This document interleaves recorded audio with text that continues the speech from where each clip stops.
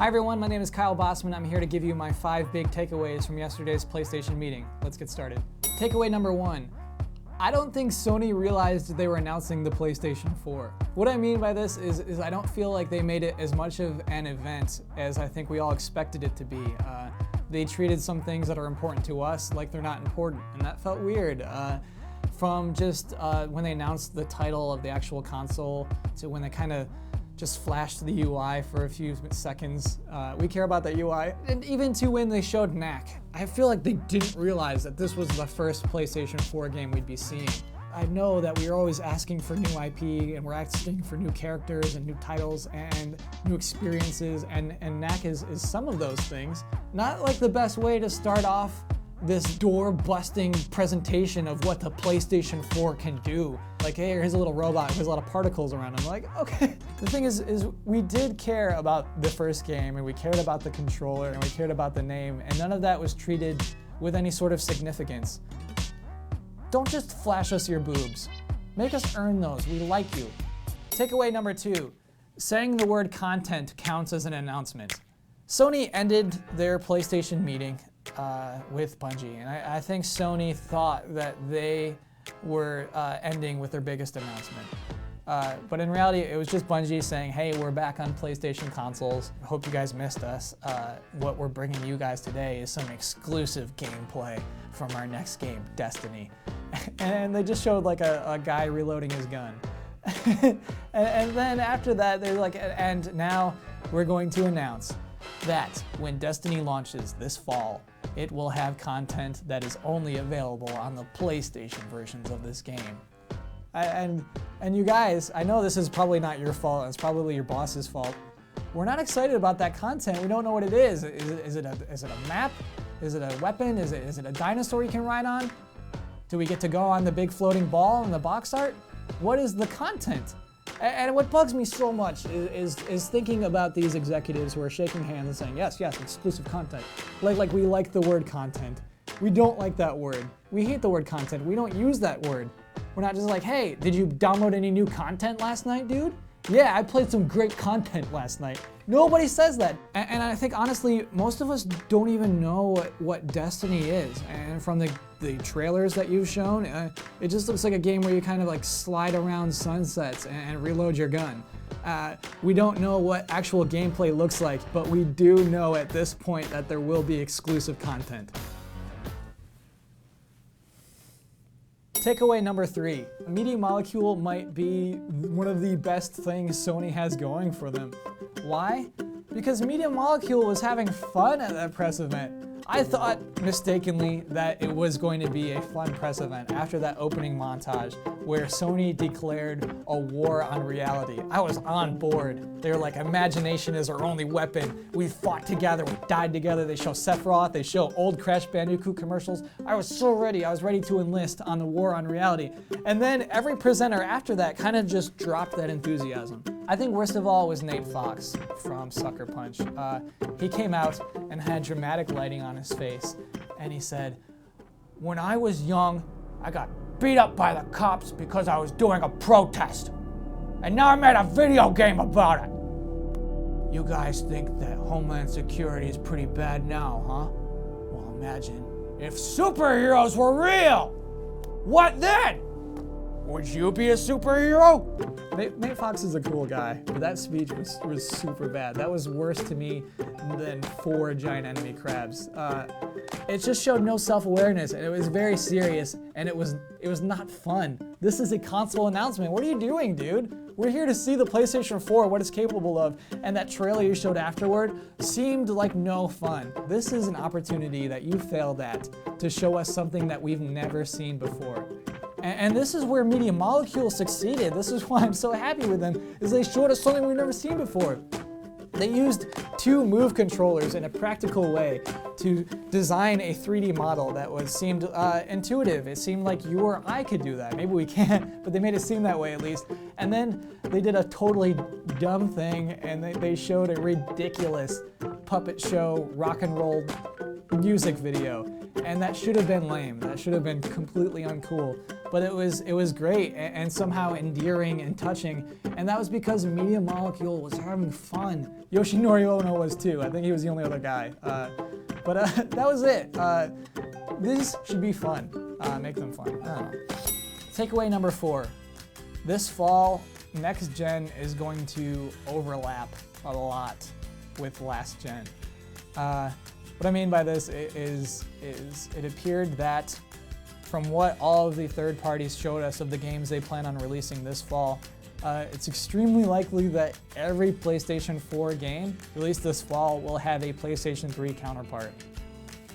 And this is really disappointing because when a new console is released, the reason we want it is to play games that we could not play before. And basically what you're offering us is marginally better graphics and a share button.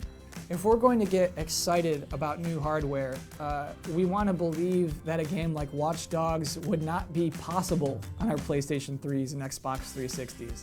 But unfortunately, we're left calling our friends and saying, "Hey, dude, I did it! I got a PlayStation 4! I waited in line all night long and I got it! You want to come over and see it?" "Yeah, obviously, dude, awesome! What games did you get?" "Oh man, I got Diablo 3, I got Destiny, I got Watch Dogs, I got the new Madden, I got the new Battlefield, I got the new Call of Duty, I got everything." Hey, Kyle, I have all of those games on the PlayStation 3, and they honestly they all look pretty good. All right, I hear that. But tell me this: do you have Knack on your PlayStation 3?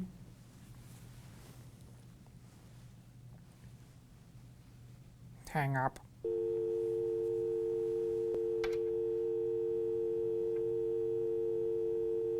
Hello? Takeaway number 5. It's pretty clear that the PlayStation 4 wasn't ready to be shown.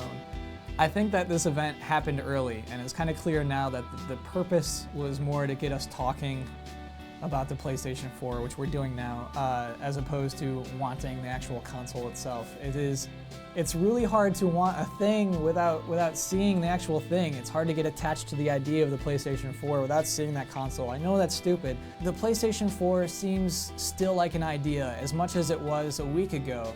It doesn't feel real yet. Gaikai came out, gave us conjecture on what the PlayStation 4 might be capable of instead of an actual demonstration, which would have been nice. I think David Perry at one point just said, "Hey guys, PlayStation 4 will not be backwards compatible. You shouldn't have expected that."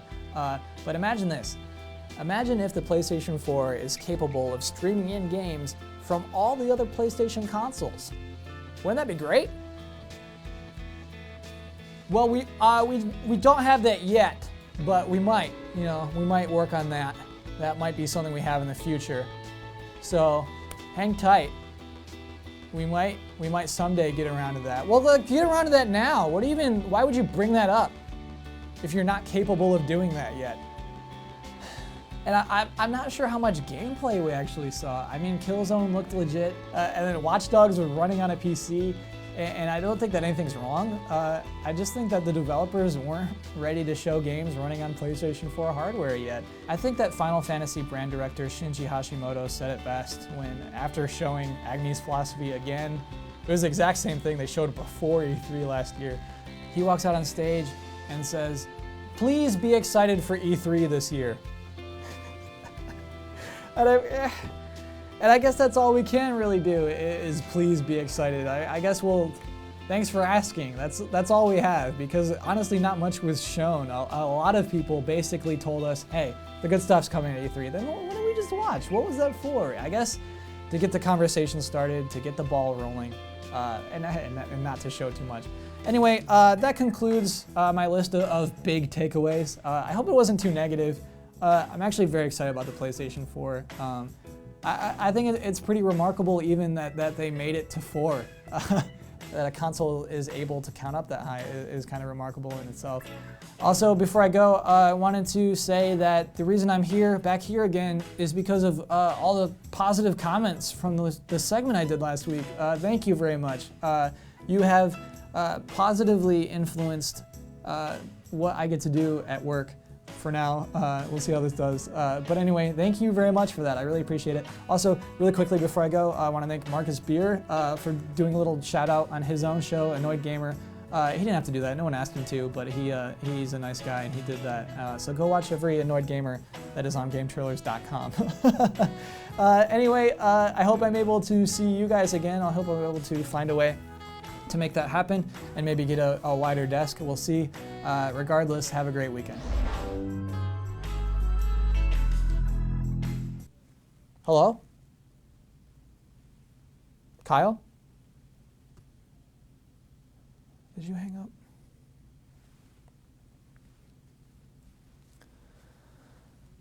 I guess I'll have to play Knack alone now.